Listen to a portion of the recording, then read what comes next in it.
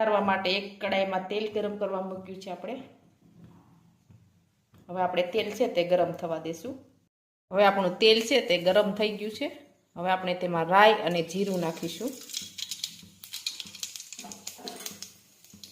હિંગ નાખીશું.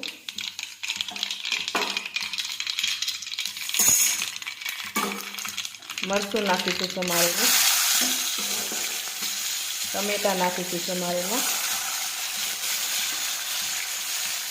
લીલું લસણ નાખીશું. ફુલેવર નાખીશું સમારેલું.